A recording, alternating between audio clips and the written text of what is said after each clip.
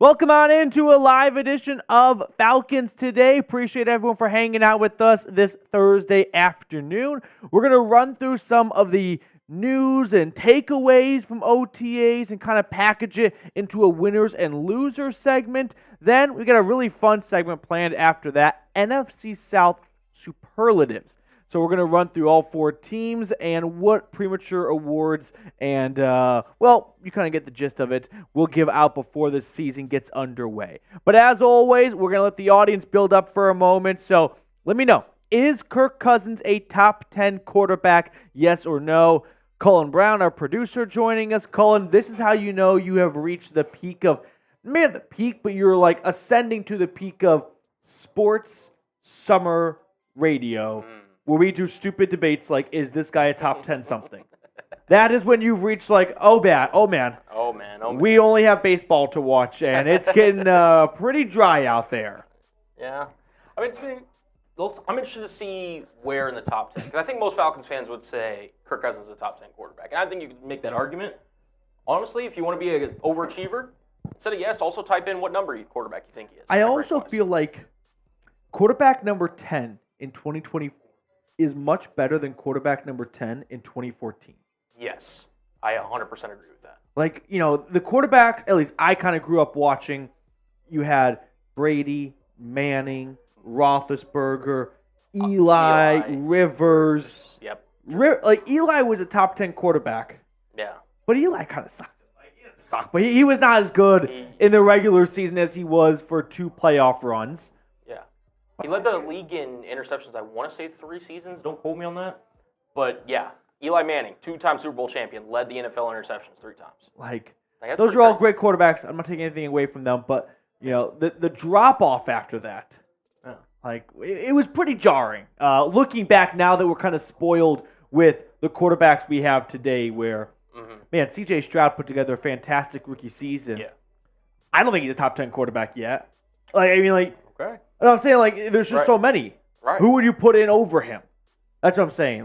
Who would you take out? I got you. Right? You've got, guys that are already kind of cemented. Mahomes, Josh Allen, Joe Burrow, Lamar Jackson. I'll put Aaron Rodgers in there still. You don't like Justin Herbert? Justin Herbert, I would put in there. Okay. Dak, kind of, he's right there. Jalen Hurts. Matt Stafford. I'm at 9, and I got Stafford here now. Yeah. Kirk Cousins, it's pretty crowded. Who do you take out? So I'm just trying to say that quarterbacks are really, really good right now. And Kirk Cousins, I think, is right in that 9 to 12 range. Yeah. I would say he's closer to 9 than 12, though. Yeah. Be careful the way you twist sometimes. Your audio cuts out. I don't know why. All right. Technology, baby. Shout out your city for me in the chat. Let me know where you're tuning in from. We like to open up the show usually with this question, but I thought about keeping you guys on your toes today. Where are you watching from? Get in the chat right now. Let me know. I see a lot of familiar names like Ty Man the Buckeye. Atlanta Dog 88 have my back in the comment section. Appreciate you, Atlanta Dog. Gotta love the YouTube comment section. It's just a cesspool sometimes. Tyler is watching from Dallas, Texas. Mason is in Denver, Colorado. I've got The Mouth watching from Maryland. Atlanta Dog in Irving, Texas. Jason is in sunny San Diego. Ty Man the Buckeyes in Ohio. Eric is in Atlanta. I got San Angelo, Texas from Albert. I recently learned about how San Angelo had to change its name because when they applied for the post office to open up a post office spot there, grammatically the original name was incorrect. And so they had to change to San Angelo. I don't know if you knew that, Mr. Lopez, already. Asia is in Brooklyn, New York. We got College Park in the house from Mr. James. Reginald Jones is in Chattanooga. I got Aiden in Atlanta. James in Las Vegas. Okay, I've got a wedding this weekend, specifically my sister's wedding. So I'm actually going out of town tomorrow. But don't worry, I'm going to keep you guys covered all while I am out of town still with videos. But when it comes to weddings, you a band or a DJ type of person? I feel like if you can get an A+ of both, I would take the band. Okay. But I feel like DJs are very high floor very type safe. Of safe bet. Yes. Bands can be awesome. Mm-hmm. Bands you can leave something from and talk about the band afterwards. You're likely not going to talk about the DJ afterwards. True, unless it's like a notable DJ, which that's never happens, you know? I do love a good band. I would say DJ can get the slight edge with song requests. Yeah, it's a little bit like bands can do song requests, but like DJ's a lot simpler of just kind of whisper the name of the song and then it kind of comes up next. Yeah. Band, I feel like it's a little bit more of an ordeal-ish. I don't know. I would lean, man, I like bands a lot. I feel like bands can really like spark a crowd too. Yeah, I think if you're planning, like say you're planning your own wedding and you want to go for broke, I mean, make sure obviously you do the research with it. I would go band personally. I think the band would probably be, again, there's a chance, but that's why you kind of vet them out first. Maybe, take some reviews or whatever. I think I'd go band. Marlon's in the house. Good to see you, Marlon. Thomas is watching from Germany. We have a mailbag coming up later on in today's episode, so get your questions in right now. #Falcons, or you can super chat if you would like. If you want to guarantee a spot on screen, support the show, and have your questions seen for all of our viewers to see, super chat and producer Cullen will put it on screen immediately for everyone. If you go the #Falcons route, not a problem. Just Cullen picks his favorite questions from the chat. So he may pick yours, he may not pick yours, but the super chat guarantees that it will be selected. Coming up on today's show, winners and losers from the second week of OTAs. Now that we've had, 2 media availability days to the public, or to the media, I should say, where we can kind of get a good takeaway from what's going on behind the walls of Flowery Branch. I wanted to kind of package it in a much more digestible video, which is winners and losers, but I had some fun with it. Then NFC South Superlatives. We had a really, I thought, kind of maybe not thought-provoking question, but got the ball rolling at least for me on a previous video. So we kind of put together a whole video around that. And then a mailbag, #Falcons or super chat if you want to be a part of said mailbag. Colin, are we ready to jump into the show? We are. I will say, try to keep this way, because every time you turn this way, I think that's when the audio cuts. Does the audio cut? Time Man, can you let me know? Marlon, will you be doing a live opening day versus Steelers? I'm hopeful. I would like to. I know that sometimes it can be a bottleneck here at Chat Sports, and week 1 is one of those days because everyone's playing. Like when you get to like week 6, you kind of get some buys and whatnot. Week 1, there's no buys, so all 32 teams. However, there's Friday night football now, so like our Eagles channel doesn't have to go live on Sunday anymore because they're live on Thursday, or live on Friday. Thursday night's Chiefs Ravens, so 2 other teams we have covered here at Chat Sports. So I'm hopeful / optimistic that there will be a studio for me to go live in for week 1 against the Steelers. But if we get more subscribers, that will very likely improve the chances of going live. Okay, should we get into it? I love this from Mason B. Uptown Girl. We play strictly 80s Joel music. You take your skank wife, hook her, and get her out of here. Catalina Y mixer, baby. Let's get into it. I can fucking rip off those quotes all day long. The band freaked out. The whole thing's a mess. The empanadas, they're sweating. All right, let's get into a live edition of Falcons Today.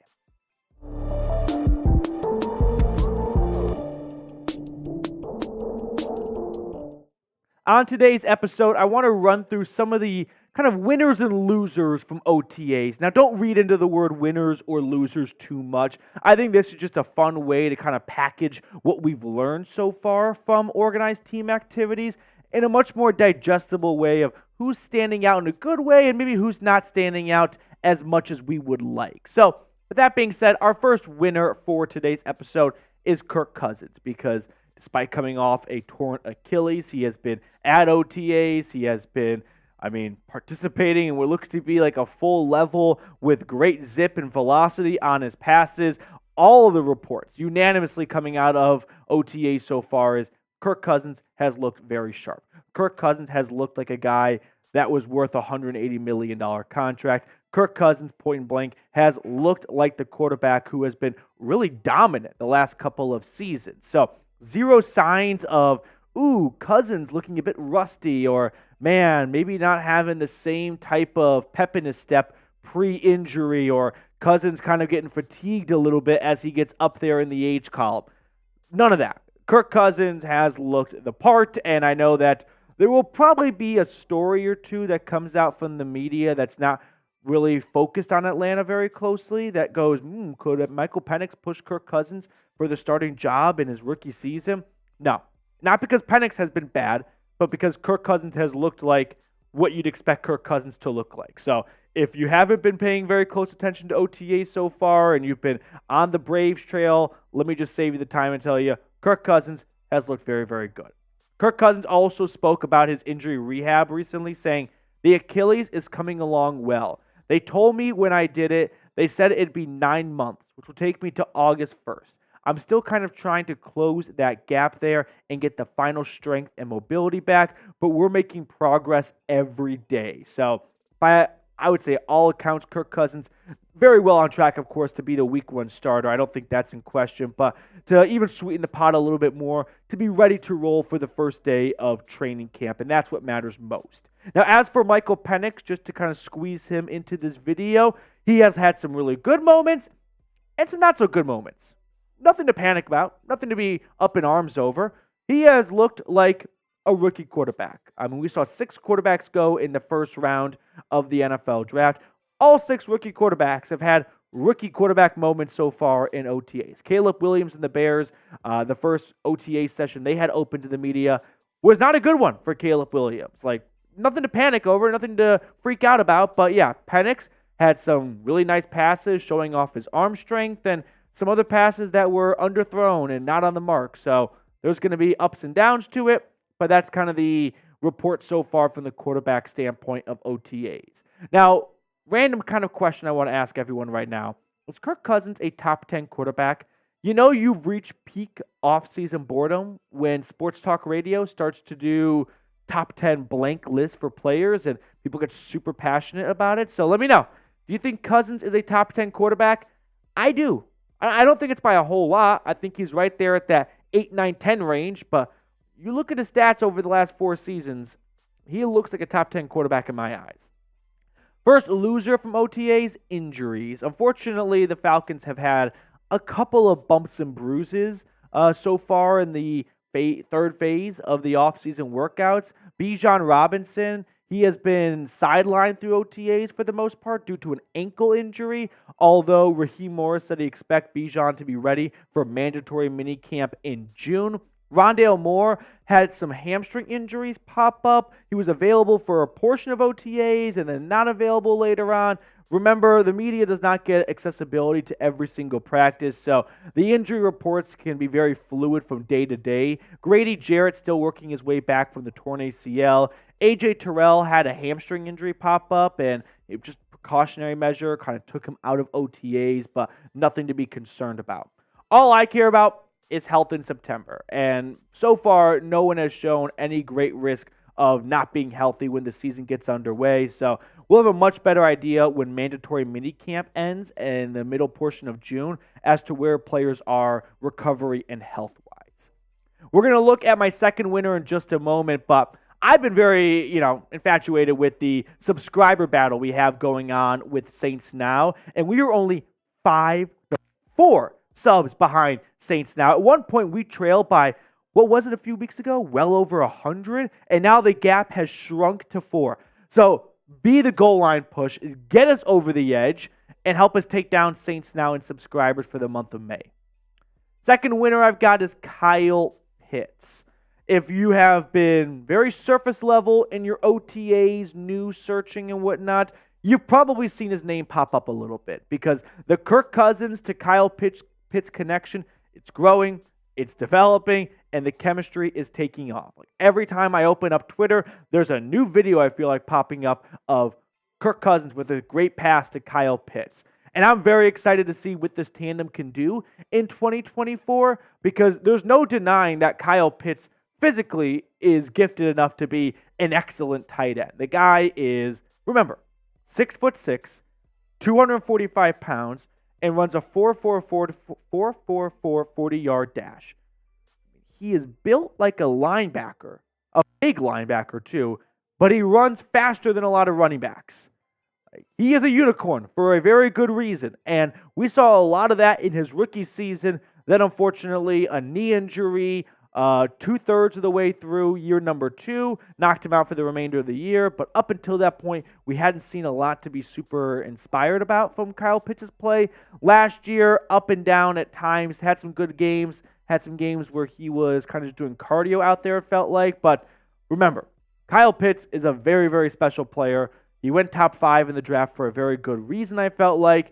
And it's not a make or break season for Pitts, but it's close to it, because if things don't go well for Pitts this year, next offseason is going to be full of trade Kyle Pitts rumors, because he's on the last year of his contract and Atlanta might try to get something for him now before they move on from him next year. So this is a really important season for Pitts to cement himself as, I'm a tight end worthy of getting a second contract by the Falcons, and that's evident by my first year with actual good quarterback play from Kirk Cousins. So really excited to see where Cousins and Pitts kind of end up when it comes stats-wise at the end of the year. But I'll tell you right now, I am getting drunk on the Kyle Pitts Kool-Aid to the point of I'm already thinking about my fantasy football draft, and I know no one gives a shit about my fantasy football team. But if you did, I'm going to take Kyle Pitts probably, I don't know his ADP, but top 4 rounds. I'm going to go there. Top 5 rounds. Give myself a little bit of slack.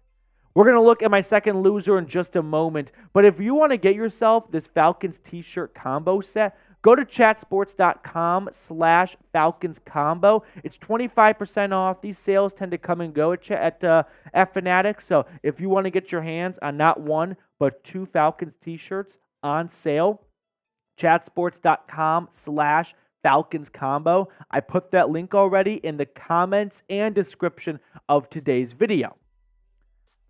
Second loser, I've got bubble defensive tackles. I try to get creative with the losers because it's hard to be a real loser in a voluntary, non-padded practice. But I'm bringing this up because it's my spin zone way of saying Eddie Goldman has kind of been a winner so far. Again, non-padded practices, those are difficult for linemen to prove their worth. But the 6'3", 330-plus nose tackle is back again. If you need a refresher on the Eddie Goldman timeline, he ended his time with the Bears following the 2021 season, signed with Atlanta in the March portion of 2022, retires shortly after, comes back last offseason, 2023, retires shortly after his return, 2 retirings, and he has made another return, but this time it feels a little bit more permanent than the previous 2. And maybe I'll jinx it, but by a lot of accounts, Eddie Goldman has looked the part of a guy that could be a really disruptive interior defensive lineman. And for not playing a lot of football the last 5 years, remember, he also did not play the 2020 COVID season. So 2020, 2021, 2022, 2023, the last 4 years, he's only played 1 season, 2021. So for him to come back and stay in shape to the level he's at, really encouraging stuff for what he could be on this defensive line, because I don't think there's a starting role for Eddie Goldman, but I do think he could do a really nice job of backing up David Onyemata if Eddie Goldman is able to get back to what he was looking like before he stepped away from the game. I mean, look at his stats a little bit in a moment here of what he did in 2021, 2018, and whatnot. But you've got a really deep defensive line in terms of depth. You just need to see some of these guys pan out. But back to his 2017, 2018 days, I know those stats don't jump off the screen, but interior defensive linemen tend to do that. Their job is more about creating opportunities for other players on the defense. And Eddie Goldman did that in Chicago a lot. Like that 2018 Bears defense, right? Carried them to the playoffs against the Eagles. He was an instrumental part of that defense. Also, Onyemata comes off a season where he kind of battled, was a knee injury on and off in the middle of the season. He's up there in the age column, 30-plus years old. He played 63% of the snaps last year in games he was available for. That was a career-high snap percentage for him. So as he gets up in the age column, I think it's going to be advantageous for all parties, for Onyemata to have a reliable backup like Eddie Goldman, who can come in maybe on like a 3rd down when they're not looking to get pass rushing help from Onyemata, and that can give them a breather for obvious rundowns like first and second down. Atlanta can get creative with it, but if they can get Goldman back to what he looked like with the Bears almost a decade ago, still, not quite that far long ago, that would be really nice for this defensive line that is lacking a lot of pass rush superpower. Next portion of the show, third winner, cornerback Clark Phillips, second-year man out of Utah. I've got him as my third and final winner because it appears to me that the cornerback 2 job opposite of A.J. Terrell is Clark Phillips, and it's his job to lose. And I think he is skilled and good enough to hold on to that starting role. Last year, we saw him play towards the end of the season, replacing Jeff Okudah. But I go back to when he was at Utah. I was a huge fan of his coming out. The guy was an absolute takeaway machine. Finished with 9 career interceptions, physically gifted, not the biggest guy in the world. And I think that's why he slipped in the draft a little bit to round number 4. But still, there's a lot to like about Phillips. Raheem Morris himself had this to say on the young corner. Really excited about Clark. He has had elite movement put on tape. I'm really excited about the young man and the player on what he potentially can do. So like I said, last year, the stats don't really jump out at you very much. He didn't play a whole lot up until the end of the year, just 27 tackles, 1 tackle for loss. I think that was in the Jets game, 5 pass breakups. So there was some good play from Phillips last year. It was up and down. I don't think he was exceptional in the Saints game to end the year, but still, I think there's a lot of optimism and a lot of buzz surrounding the young corner. So what is your confidence level in Clark Phillips? I know we're kind of getting into the nitty-gritty and the weeds here of the CB2 job, but still, if Atlanta's not going to have a boatload of pass rushers, there may be a lot of plays where the quarterback has an extra half a second, full second in the pocket, and that means the DBs need to hold up in coverage a little bit longer. So Clark Phillips is in for a very important role this year if Atlanta's pass rush is unable to generate a lot of pressure quickly. All right, that will do it for us on this edition of Falcons Today. Really appreciate all of you guys for watching our show. If you enjoyed it, leave us a like. Really does go a long way. I know we hear that all the time, but would really, really appreciate it. Super chat coming in from Robert Champion. Let's go, Robert. I think Zach Harrison in line for a breakout year. Go Buckeyes. But which Falcons will be breakout stars this year? Good question, Robert. Zach Harrison had a nice end to the 2023 season, as we know by now. I'll dip my toe in the Lake Ebiketie. Okay. I had 6 sacks a year ago. Gotta face that way. Yeah, well, it's really that bad. Yeah, it stops. It cuts out the second you look at me. That's really annoying. I'm sorry, Colin. It's okay. I'll go with Arnold Ebiketie. As I was saying, 6 sacks a year ago. He had a good role on the defense. It wasn't like he was a reserve player by any stretch. But I think in the Raheem Morris defense, as a true 3-4 front, where he just gets to be unleashed as a pass rusher, I think he'll improve on that 6 sack season. Not quite sold on it being like a 10-plus sack season, but I think you get up to 8, maybe 8.5 sacks, and that'd be huge for Atlanta. Colin, with your hand up. I'm going to go with, since you went on the defense side of the ball, I'm going to go offense. I'm going to go with Darnell Mooney. I think there's going to be a lot of eyeballs on a lot of Atlanta Falcons weapons. Obviously, Kyle Pitts, Bijan Robinson, Drake London. Yep. I think Darnell Mooney is going to come in here and receive a lot of different open looks based on kind of the coverages that they'll have to play, or opponents will have to play against Atlanta. And I can see him having a low-key kind of breakout-ish year. I know we talked about... I talked about going Kyle Pitts kind of early in my fantasy football draft. No one cares. Man, no one cares. If you do care, I love Darnell Mooney in round 12. I don't know if he goes that late, but if he's there, he's in for a really big role as the team's number 2 wideout in a very pass-happy offense coming up. And London will attract a lot of attention. I'm very excited about Mooney this upcoming season for the Falcons. We have a mailbag coming up in a little bit, so get those questions in right now, #Falcons. Like Robert, him and his super chat will get on screen for everyone to see. So if you've got a question that you want to ask, it doesn't have to be a question necessarily, a take, an idea, whatever it may be, super chat, and we'll guarantee it's on screen for all of our viewers to see. By the way, 116 people hanging out. Really, really appreciate that. 27 likes. If we can get the like number up, that would be awesome. Can we get to 40 likes? Can 13 people watching that have not liked the video yet go ahead and do so before we start our next segment, which I'm really looking forward to. I think it's just a fun, creative one that we haven't really done anything similar to-ish on the show. So I hope you guys like it. I feel like these types of videos, if you want to look at it from my angle, they don't do great views necessarily, but I do enjoy making them. I just wish the views were better so I could make more of these types of style of videos. Mm-hmm. But that's my own little YouTube problem. Yeah. Okay. We're at 37 likes, 3 likes away, and then we'll jump into our second segment here. ATL fan in the chat. Yeah, we got Camden Hill, The Mouth, Brody Brown's here. Yeah, shout out to Brody and shout out to ATL fan. Those questions are getting in the show because they're the only two that have asked questions so far. Get your questions in. Hashtag Falcons in the chat right now. Appreciate you guys for asking them. I'm going to put J-Dub. So, let's go. J-Dub. Oh, $10 super chat rolling in. J-Dub, I see you have a question. Put hashtag Falcons. That's not like a request or not like a suggestion.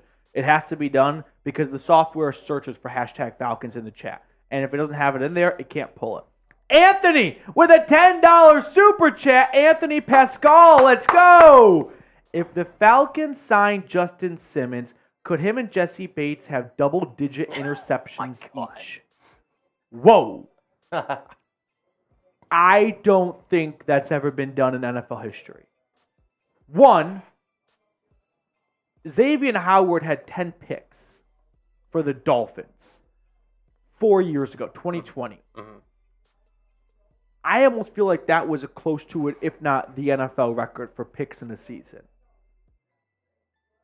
So, Anthony, I don't want to be a Debbie Downer, but no, they're not combining for 20 interceptions minimum.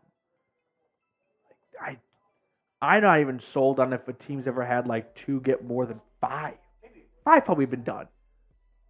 But like 6? Let's see. That's a tough one. Can you give some shout outs? I want to search this up really quickly. I think I can find it. I just need a minute or two. So Colin's going to be the host for a moment here while I try and answer this question from Anthony. Yeah, no, it's a great question, to be honest. Shout out to Carson, you mean total? I mean, honestly, they're both capable of getting double. Each. Yeah, so let's see. Captain Bussin, Falcons, if we do horrible this season with everyone healthy, what mindset do you think the Falcons will have? I mean, it's one of those things where first-year head coach, first year with a new quarterback. I mean, we're obviously not hoping it goes that way, but I wouldn't imagine the Falcons would do anything too drastic per chance. Now, again, Michael Penix is sitting back there, so if it goes really bad for Kirk, maybe you could see something, but I highly doubt that happens. Ed Garrett, Richard Grant, does he deserve the hate he gets, or are fans overreacting to a few misplays? Ultimately, at the end of the day, you just got to make plays if you want to stay on the field. And Richie Grant, based on where he was drafted, he's expected to make those plays. So, yes and no. I mean, if you're fully hating on him, believing he shouldn't be on the roster, which I'm not saying anybody's saying that, but yeah, you're probably going a little overboard, but he's definitely got some competition, for sure. J-Dub, Falcons, do you think Penix will play at all this season just to give Kirk a break for a game or two? It would have to be a situation where the Falcons like clinch the NFC South and maybe clinch like a, playoff position in the NFC for however, many games left. I can see Penix, starting at that point. Because at that point, hey, you've locked it up and everything. Let's see what they can do. I have the answer. There you go. It has happened. Okay. So, I've got the full list of players with 10 or more interceptions in an NFL season. Trevon Diggs, 2021, had 11 picks. That is the NFL record.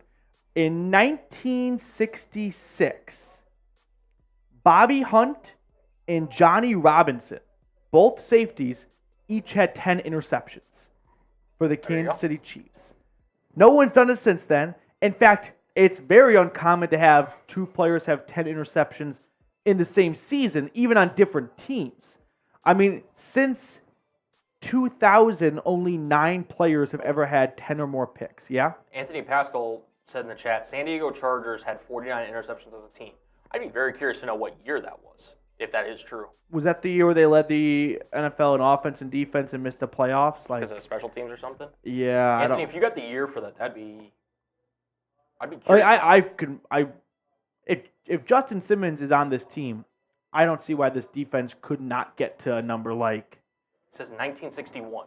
That's what he says. I mean, the thing is, too, Anthony, and again, this is all hypothetical here.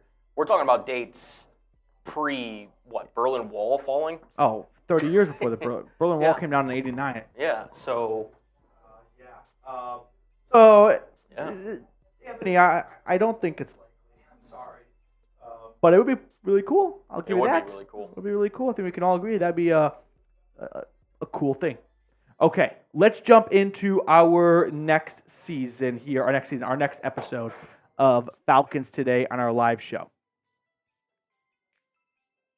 Coming up on today's show, we're going to answer a question we got on a video from Anthony Davis. Have to assume this is the AD we all know, saying, do a video where you predict the records of all the NFC South teams. And I saw this comment and thought, okay, that could be a fun thing to include in a video, but to be honest with you, that'd be a tough thing to make a whole video about that's really all that entertaining. But I wanted to take it one step further. And how about some superlatives for all 4 NFC South teams? So, without further ado, we start off with the New Orleans Saints, who I have voted most likely to go 8-9 and lose a clutch Week 18 game.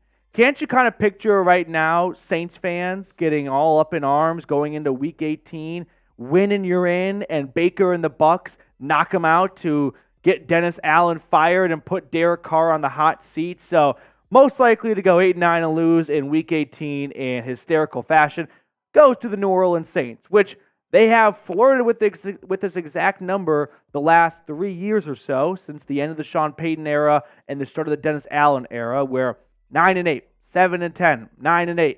They've just been stuck in this purgatory of not good enough to actually do some damage in the playoffs or even really make the playoffs, but not bad enough to go get a superstar quarterback in the draft and turn things around. Now, Derek Carr, I feel like, does get maybe more jokes than he really deserves because he quietly played all 17 games last year and had a really strong season, 25 touchdowns, 8 interceptions, 3,800 yards. But the question is, can Derek Carr get New Orleans over the hump of that purgatory middle area that they've been stuck in the last 3 years? And my answer is no, because he couldn't do it in Las Vegas. And it wasn't because he didn't have good players in Las Vegas. Like, the defense was bad, and there are some things that Raiders fans, if any of you are watching right now, can definitely point to as Derek Carr can take responsibility for this, but this one was not on Derek Carr, and ultimately it still smears his reputation. But I don't think Carr is a quarterback that can kind of get that team over the hump into the next level of winning playoff games. Now, before we look at our next superlative here, I just want to show some love to some new subscribers we got here on the channel. True Pence TV, Harry Azrak, John Muirhead, Steve Allman. Thank you guys so much for subscribing. I always try to show some love to our viewers because you guys are the best viewers of Falcons YouTube content out there. So if you're not subscribed and you want to get a shout out on a future show, I suggest you go ahead and subscribe today. Most likely to be the returning division winner, sacrificial lamb, goes to the Tampa Bay Buccaneers. I went back from the 2010 season to present, and I found that 53% of reigning division winners do not repeat the next season, which honestly is a much lower number than I thought it would be. The NFL is great for a lot of reasons. One of it is the amount of parity and how every team is a new team from season to season. Teams go up and down and whatnot, and it's not like, say, the EPL where it's just the same teams at the top pretty much. But still, 53% was surprisingly low. But I think the Buccaneers are the 2024 sacrificial lamb of, well, when you look at the 8 reigning division champs, basically we know that 4 of them aren't going to repeat next year based on what the last 13 years of evidence has shown us. So I think the Bills have a good chance of repeating. I think the Chiefs have a good chance of repeating. I think the Niners have a good chance of repeating. And we know the NFC East always has a new winner. And the Lions went all the way to the NFC Championship game last year, so they definitely have a good shot to repeat as well. And what do you know? I'm at 4 teams already, and the Buccaneers are not one of them. Also, factor in the fact that Baker Mayfield is a very hot and cold quarterback year to year. Go back to his rookie season. 27 touchdowns, 14 interceptions, 6-7 record. Next year, touchdowns go down, interceptions go up. 2020 bounces back. Touchdowns up, interceptions down. Then 2021, unfortunately, he battles through an injury for much of the year. Touchdowns down, interceptions back up. 2020 with the Panthers and Rams, it was a disaster season for much of it. He gets a bit of a life raft tossed in by the Buccaneers in 2023, and he has a really strong best season yet. 28 touchdowns, 10 interceptions, 9-8 record. So you could say Baker is kind of due for a downward spiral for 2024. Now, who do you guys think will win the NFC South this year? Falcons, Bucks, Saints, or Panthers? Let me know down below in the comment section. I'll save my answer for the end of the video. Most likely for the Panthers to enter a toxic quarterback relationship. I'm not out on Bryce Young completely. I don't think he is like the next Zach Wilson, kind of Trey Lance, just complete and utter bust that's just out of the league within 5 years. But I don't think he's anywhere near what the Panthers thought he could be after trading so much to move up to get him. His rookie year was a rough one, a rocky one to say the least. But they, being the Carolina Panthers, did make a lot of really good efforts and execution to improve the surrounding cast. They drafted Jonathan Brooks from Texas. I think he is a really good running back. Deontay Johnson and Xavier Legette, one coming over via trade, one being the 32nd pick in the draft. And then they support Bryce Young by giving him 2 really solid interior offensive linemen. Robert Hunt and Damian Lewis both catching big bags in free agency. So my prediction for the Panthers this year is they will see just enough from Bryce Young to kind of latch on, but not enough to be absolute, that's our guy, but definitely good enough to know to go, we don't need to get a new quarterback just yet. Like, he's leading us on, and we're going to follow him, and we're going to hope that it works out, and probably doesn't, but we'll waste our time this year and next year hoping he could be our guy. So that's my superlative for the Panthers. Before we look at the next 2 here on today's video, if you want to get yourself started with Prize Picks today, download the app because they've got an awesome deal for the Dirty Birds. But first, what is Prize Picks? Well, it's daily fantasy made easy, where all you have to do is pick 2 to 6 players and then choose more or less on their projected stats. Now, you can play NBA playoff games, NHL games, or you can do some NFL season-long stat projections. I've got the more on Caleb Williams' passing yards, 3,400 for a rookie quarterback. I know it's a big number, but he's got some awesome wide receivers to throw to in Chicago, and he's the undoubted Week 1 starter. J.J. McCarthy, I'm taking the less on him. I don't think he even starts the first week of the season, let alone most of the games in 2024. And then I'll take the more on Malik Neighbors, 875.5. I just feel like he'll have an OBJ-type rookie season up in New York. So if you like my selections, you know the drill. Download the app today and use code CLNS for a first-time deposit match up to $100. I put all that information in the comments and description of today's video. But shout out to Prize Picks for supporting us here at Falcons Today. Download the Prize Picks app and use code CLNS for a first-time deposit match up to $100. Atlanta superlative, most likely to end the NFC's longest playoff drought. The New York Jets have the longest playoff drought across the National Football League at 13 seasons. The Denver Broncos at 8 seasons, which I believe is the longest. No, these two, never mind. Ignore what I was going to say. The Falcons and Panthers are tied at 6 seasons of no playoff football in the Southeast. And I think it ends for one of these 2 teams, and it's not Carolina.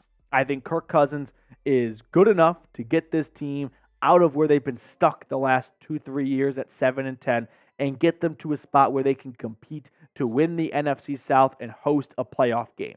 Of course, everyone is banking on Kirk Cousins bouncing back from the injury nicely, but if he does, guys, they are taking on a quarterback who the season before had 4,500 yards and 29 touchdowns, 14 interceptions. I know Kirk Cousins is not a perfect quarterback, and despite having really good stats the last few seasons, it has not always resulted in wins for Minnesota.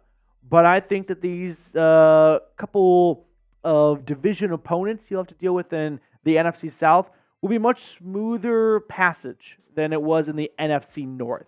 Also, Kirk Cousins has some really good weapons to work with, right?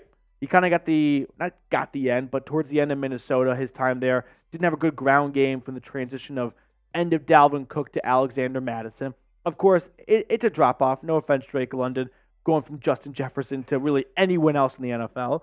But Darnell Mooney, Kyle Pitts, they're all very skilled and talented players. These are not plumbers and real estate agents out there. These are really good players.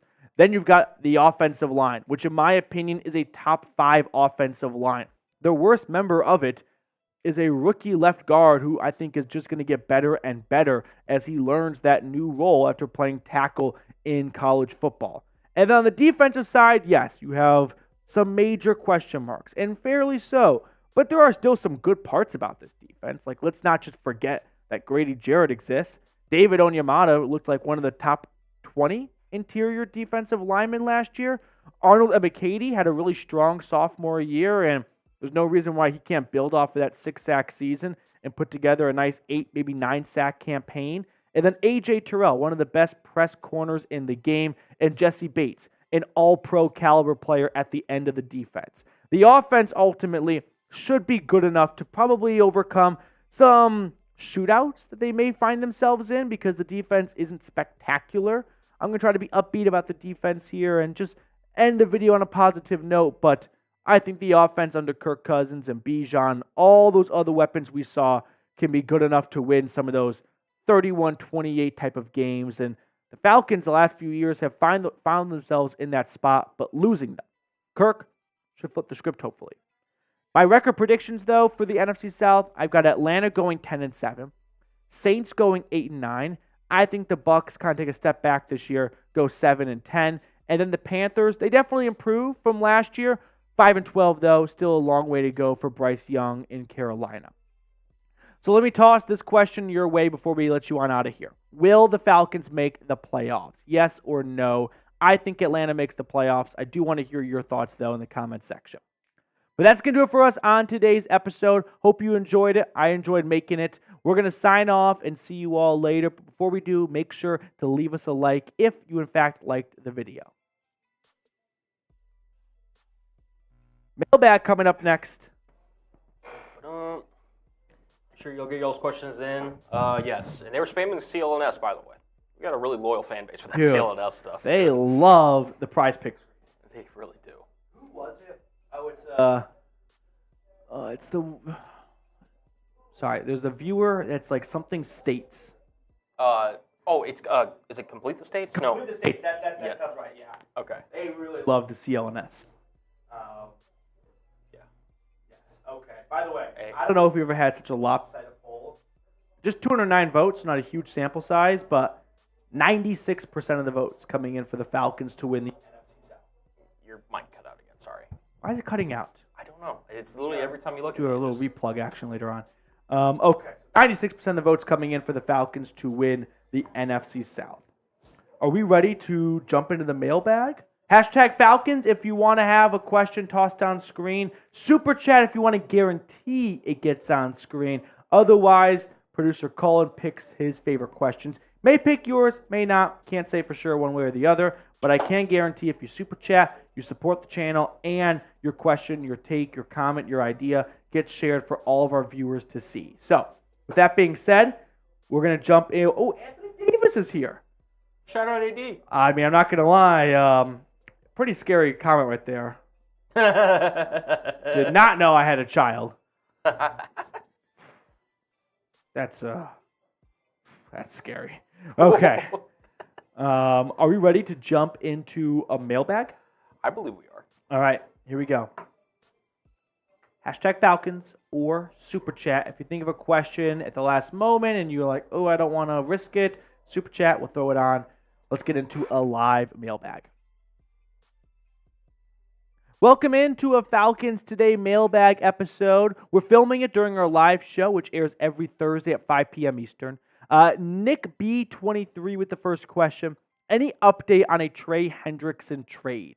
There is a slight update from Cincinnati, and it's not one you maybe want to hear, but Hendrickson is committed to playing with Cincinnati this year, despite the trade request. He's ultimately looking for a contract extension of sorts, but if he doesn't get one, it doesn't look like he's going to sit out for the 2024 season. He talked about how excited he is to play for this team and whatnot, but he's ultimately looking just to get more assurance that the Bengals want him around long term. It's not even the final year of his contract. They added on an extra year last offseason, so he still has 2 years left on his deal, but welcome to the modern day and age of players and contract negotiations. Feels like everyone's always looking for an extension. So maybe a trade at the NFL deadline for the Falcons. To me, I don't think we're going to see them make a big defensive end acquisition via trade right now. However, once the season gets underway and they've got a better idea as to the type of production they can get out of the rookies they drafted this year and some of the other young players like Zach Harrison and Arnold Ebiketie rising the ranks, if they feel like it's not adequate enough and the offense is doing their part and they're one defensive piece away from being legit NFC contenders, then I could see them going after someone at the trade deadline, in October or early November. But for now, I wouldn't hold your breath on a trade. Now, do you guys think the Falcons need to add another edge rusher? I know there's been a lot of just overall half glass full thinking, and hey, I don't mind that. I'm usually a part of that gang too when it comes to some of these young up and coming pass rushers, but I think it's dangerous to fall victim to the boredom of the offseason where you just kind of wishful thinking everyone into having a great season when that doesn't always happen. Grand Limousine with a $20 super chat. Appreciate you, Grand Limousine. Watch for the Cousins-Pitts connection. So far through OTAs, Kirk Cousins and Kyle Pitts have had an awesome connection and tandem growing, and I don't want to jinx anything because we know I have a bad record of that, so maybe I'll just say the opposite. I am going to say the opposite. I think Kyle Pitts is going to have the worst season any tight end has ever had in the history of the National Football League. You're welcome. I did everyone a favor. But Kyle Pitts comes off, a bit of a disappointing year, and you can attribute some of the disappointments to a handful of factors. Spotty quarterback play, Ritter, Heineke, Mariota, the end of Matt Ryan. Also, I think some of it has to be put on Kyle Pitts' plate and probably the type of usage and role Arthur Smith's offense had for him. But if you're looking for something to get you through the dog days of the offseason, the Kyle Pitts and Kirk Cousins highlights, they're awesome. Anthony Pascal, the $10 super chat. Appreciate you, Anthony. If the Falcons sign Justin Simmons, could him and Jesse Bates have double-digit interceptions each? Did the research for this question from Anthony. Last time two players on the same team in the same season had 10 or more interceptions, 1966. Bobby Hunt and Johnny Robinson with 10 picks each. So I hate to be the bearer of bad news. I don't see that streak ending. It's like some of those old Cy Young baseball streaks. That one probably is going to stay for a long time. So I'll say no. But Justin Simmons is the NFL interceptions leader since 2016. Bates was awesome last year. Remember all the takeaways he had to begin the 2023 season. I honestly think that if these two guys played together, they could combine for 14 picks. And that's definitely on the high end, right? That's probably a little bit overzealous, but why not? It's off-season mode. Robert Champion, next one up. I think Zach Harrison in line for a breakout year. Go Buckeyes. But which Falcons will be breakout stars this year? The easy-ish answer, maybe not easy-ish. Easy answer is like Bijan Robinson. Slightly easier or slightly harder answer would be Arnold Ebiketie. He's going to have a bigger role now that Bud Dupree and Calais Campbell are gone. They're going to be leaning on Ebiketie a lot more to deliver some pass rushing help. So he had 6 sacks a season ago, and not a limited role by any means, but he'll have more snaps and more just true pass rushing sets this upcoming season. So I'll go with the now third-year second-round pick out of Penn State. Before we look at the rest of the questions on today's show, if you want to get yourself this Falcons t-shirt combo, they're on sale right now at chatsports.com/Falcons combo. I put that link for everyone in the comments and description of today's video. Don't wait, though, because these sales can kind of come and go at Fanatics. So if you put it off, you could be paying full price in a little bit. But chatsports.com/Falcons combo. You're not getting just one shirt. You're getting 2 shirts, and they're 25% off. William, what's up, dude? Do you think Ray McLeod will get kick return touchdown, or are we getting a lot more missed catches? I don't even know how to begin making predictions on special teams, kick return touchdowns. With the new rules, it's the wild, wild west. Like, it is just completely uncharted territory. This is manifest destiny for special teams coordinators. So I've got no clue as to what we can expect to see from Ray or anyone else for that matter when it comes to kick return touchdowns. So, sure, like, I'll just say the optimistic output on this, but I can't give you a straightforward answer without having any idea what special teams even look like on the kick return side of things this year. ATL fan, what are your expectations for Kirk Cousins? Expectations for Kirk Cousins. I'll just give you like stat expectations. Does that sound fair? We can throw out Kirk Cousins' last 4 years, and sadly and depressing enough, Kirk Cousins last year, despite playing 8 games, 18 touchdowns for the Vikings, more than Heineke and Ritter combined, I think, just off the top of my head. But for me, I'll say projections or expectations. Get to 4,000 yards. They're going to pass the ball a lot. Also, when a quarterback has a lot of passing yards, there are a couple of factors in play. 1, they usually have to be a good quarterback. 2, they have to be in a very pass-happy offense. And 3, and this third one gets forgotten a lot, they have to be on a team that's got a weak-ish defense where they tend to be throwing the ball a ton in the fourth quarter. And I think that could very much be in play for Kirk. So I'll go 4,000 yards, 28 touchdowns, and 10 interceptions. Anthony Davis, what's going on? Who would win in an exhibition boxing match between you and Aaron Freeman from Locked On Falcons? That first. I have no idea. Yeah, Aaron seems like a cool dude, so I would suggest right as the bell rings to play Switzerland, maybe go to like Sweetwater or something, but I don't know. I'm not a very athletic human being right now. This is not my best shape of life, so without looking at Aaron, I'm inclined to give a quick cuck answer here and go Aaron Freeman probably could take me, but yeah, would love to not do that one day.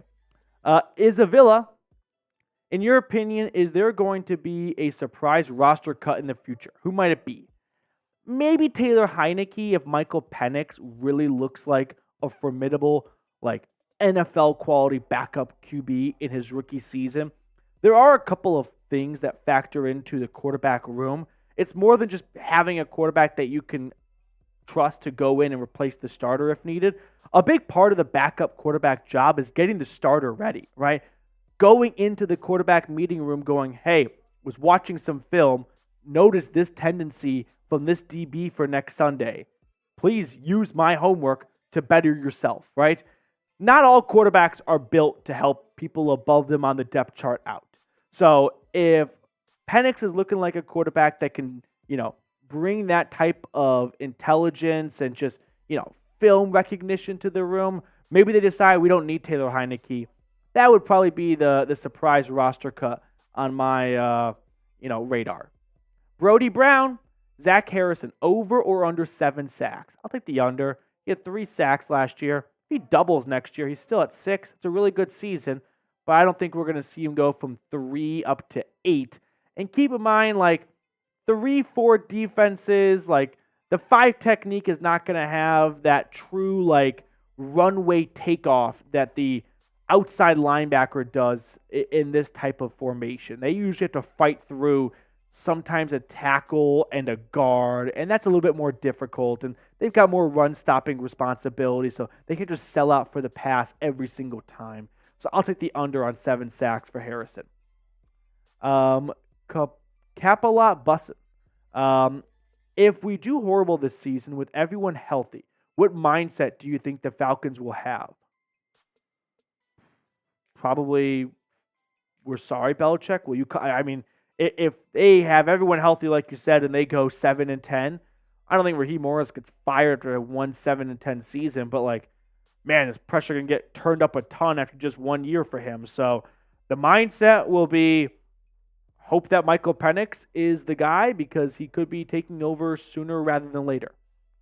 Anthony Pascal, once again, how many rushing yards will Bijan Robinson have at the end of the season? I'll go Bijan having 1,250 yards. That's an extra 300 or so yards from his rookie season. So, sure, a pretty sizable jump, but I think he can do that. Plus, last year, there were so many WTF moments with him and Algier splitting touches and whatnot. Leave Algier for 3rd and 1. Leave Algier at the goal line. Give Bijan the ball everywhere else. And you can still give Bijan the ball in those situations, but I don't need to see this 50-50 split nonsense anymore. Jason Greenway, pump the brakes. I think Eddie Goldman is going to be a big surprise. What do you think? So far, the buzz from OTAs is Eddie Goldman has looked good. It's hard to really stand out in OTAs when there's no pads and you play in the trenches. But for a guy that hasn't played football since 2021, definitely looks to be in good shape. And that's kind of half the battle for practices in May, just not getting gassed off the field and embarrassed by a rookie. So I think Eddie Goldman can be a really solid backup nose tackle to David Onyemata. And that's going to just kind of free up David Onyemata to do even more things this year if he's got a reliable rotational piece that can give him a breather every so often. Archangel, will the Falcons sit out Kirk throughout the preseason? It's a good question. I don't know off the top of my head if Kirk Cousins played in Vikings preseason games. Someone can fact check that for me. My guess is yes. Their first preseason game is in Miami, August 9th or 10th off the top of my head. We're not going to see him the first preseason game, that's for sure. We'll probably see a lot of Penix and Heineke.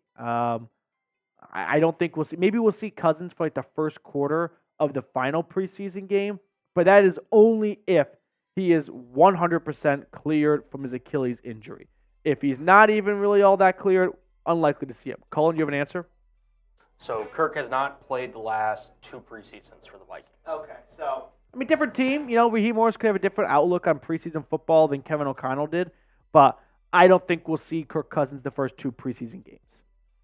River Page, Petey, favorite game day food? Ooh, good question. Let me answer this with what I like to get at a stadium. I feel like that's a pretty narrowed in look. I always have a rule in life. If they have a corn dog, you don't pass on it. Corn dogs are the most underappreciated food item in this entire world. Love the chicken tender basket because you get fries with it. It's good value, whereas a lot of other food baskets, you have to add on fries to it. And thankfully, Arthur Blank does not charge an arm and a leg for food, but the rest of the world does. So, favorite game day food? I'm going to go with corn dog, but those are tough to find sometimes. Love a good chicken tender basket. If I'm at a baseball game, have to get peanuts. The mouth. Will the O-line be effective this year? Why wouldn't it be? It's a really good offensive line. And there are some pros and cons to the new regime and how these guys will fare in it. But Jake Matthews has always been a better pass blocker than run blocker. And that's true for most left tackles. Caleb McGarry, a better run blocker than pass blocker. So he will definitely have to improve as the Zach Robinson offense will throw the ball a lot more than the Arthur Smith offense did. But I still think this offensive line, it's going to be top 5. And if it slips out of the top 5, it'll be very close to 6 or 7. All right, that will do it for us on this edition of Falcons Today. Thank you guys so much for tuning in. I always appreciate those of you that watch all the way to the end of the video. So if you're still watching, drop an ATL for me down below in the comment section. 10 quarterback. I think when I look down. Yeah, it's when you look down or look this way. Yeah, I'm stoned right now. Oh, man. All right, DJ Babyface, how many rushing yards will Tyler Algier have? What did he have last year? Can you look this up for me? Because I can't Tyler look at Algier? it. Yeah. Yep. I think Tyler Algier last year had, I want to guess, like 500 yards. Rushing or total? Rushing. Rushing, he had 683. Okay. I sold him short. Sorry, Tyler. I think he probably sees a reduced role. So I think he goes from 683 rushing yards to 550. What did he have? Like 6 touchdowns? He had, where is it? Oh my goodness, 4. 4 touchdowns? Okay, so 4 rushing touchdowns. probably about 4 next year too. Yeah. I mean, there's potential for him in this offense if he really carves out a role, especially, when Bijan needs a break. But ultimately, the Falcons will be better with Bijan on the field than Algier. I'm still like rattled by the fight question. Excuse me.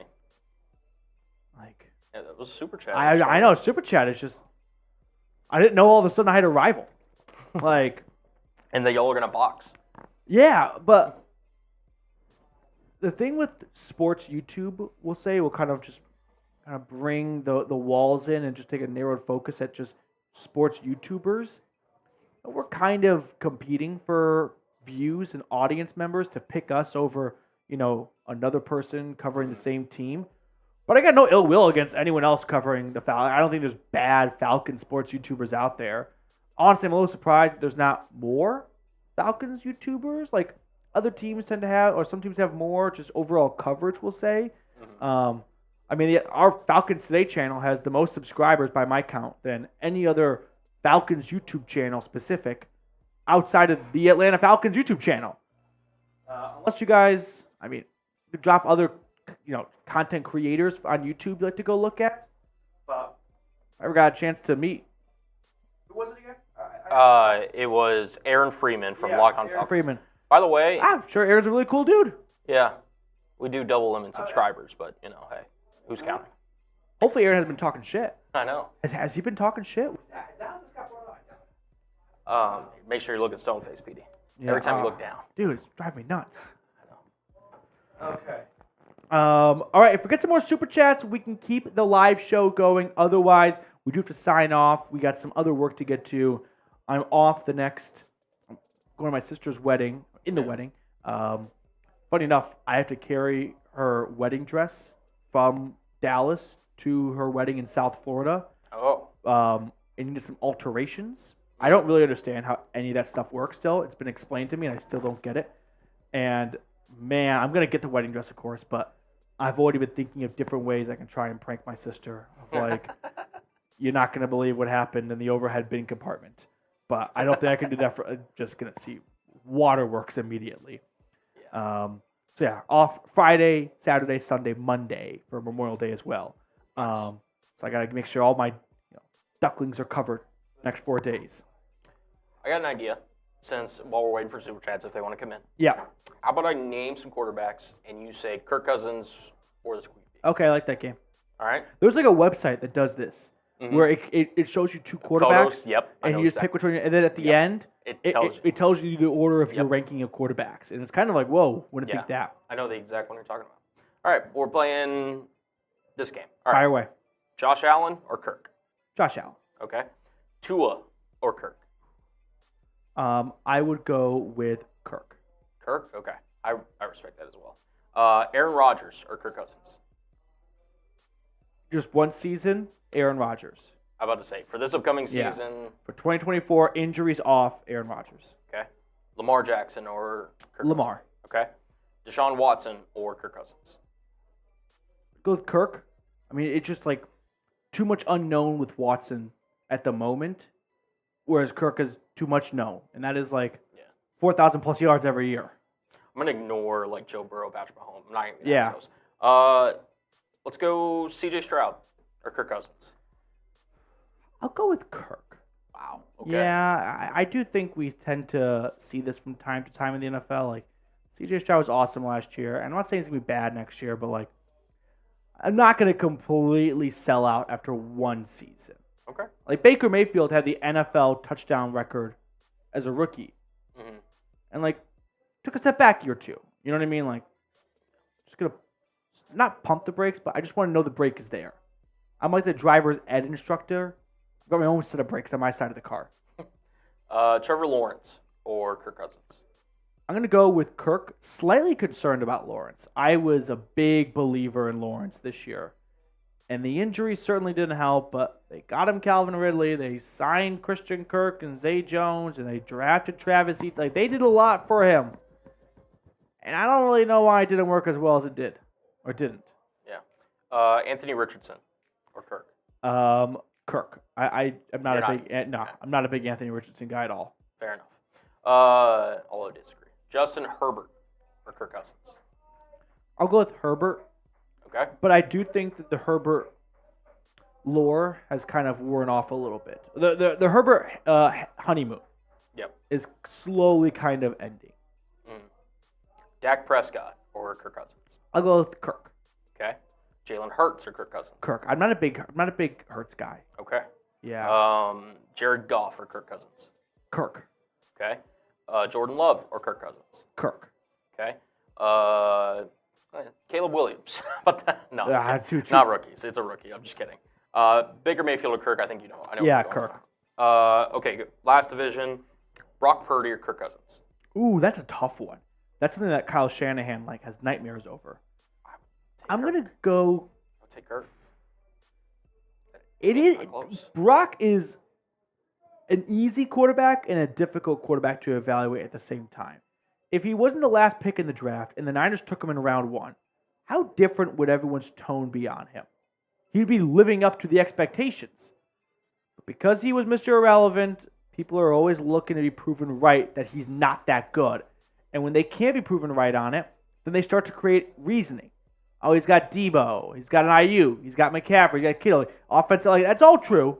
And I don't think Brock Purdy would be as good on the Panthers as he is on the Niners, but I bet Bryce Young would be a hell of a lot better on the Niners than he was on the Panthers. So I think you can play that game for every quarterback. I'm going to go with Kirk still. Okay. Matt Stafford or Kirk Cousins? I'll go Stafford. Okay. Geno Smith or Kirk Cousins? Kirk. And then last one, we did get a super chat. We'll get to in a second. Kyler Murray or Kirk Cousins? I am higher on Kyler than most people. A lot of people kind of hopped off the Kyler Murray wagon. I'll go with Kirk, but man, it's very close. Yeah. Anthony Davis, Matt Ryan or Kirk Cousins? Taking like 2016 Matt Ryan over Kirk Cousins. I'm taking 2015 to 2014, 2015, 40, whatever, to like 2018 Matt Ryan over Kirk Cousins. I would take Kirk Cousins over NBC Matt Ryan. Taking that much, but I'm taking Kirk Cousins at 35. What was Matt Ryan's year at 35? It was not good because he was. Matt Ryan at 35 years old was 2020. His last year, or second last year in Atlanta. You could argue Matt Ryan is. He had a solid year still. 4,500 yards, 26 touchdowns, 11 interceptions en route to a 4-12 year. Yeah. But I feel like Kirk Cousins is in a much better spot right now than Matt Ryan was at their when they're at the same age. Yep. If we get another super chat, we'll keep going. Yep. Anthony Davis, really, really appreciate you for super chatting. We'll end on this in case we don't get another. Can I get some NBA Eastern and Western Conference Finals predictions? You want some from me? Yeah, from everyone. Okay. So you got the Mavs or the Timberwolves. I think the Timberwolves bounce back. Okay. I think the Timberwolves win. I am going to roll. And the Celtics Pacers. Okay. I'll go with the Celtics. So you'll go Celtics, Timberwolves in your finals. And I got the Timberwolves winning. Okay. Yeah. The year of Anthony Edwards. I think the Timberwolves are going to win the NBA Finals this year. Ty-Man did the opposite. He went Mavs Pacers. Mavs Pacers. I will say I think it's going to be a chat sports battle here, and I think it's going to be Mavs Celtics. Mm-hmm. And I don't want to say it too loud in case Coop somehow hears me, but I do think the Mavericks are going to win the NBA championship. Anthony Davis meant to say Matt Ryan or Kirk Cousins in a fist fight. Oh my God. Student fist fights, man. I would go with Matt Ryan. Kirk doesn't seem mean enough. Kirk kind of gives me vibes of the guy in Dodgeball.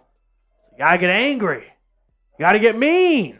Yeah. as he's watching his wife like cheat on him. And he's like, "Oh no, that's just her friend." Every once in a while, I see that in Kirk. So Matt, I don't know what Matt's dodgeball comp would be. I don't think he has a dodgeball comp. But Matt the one viral clip of him yelling, "Get fucking set." I mean, that alone, I'm taking him in a fight. Good one. Good point.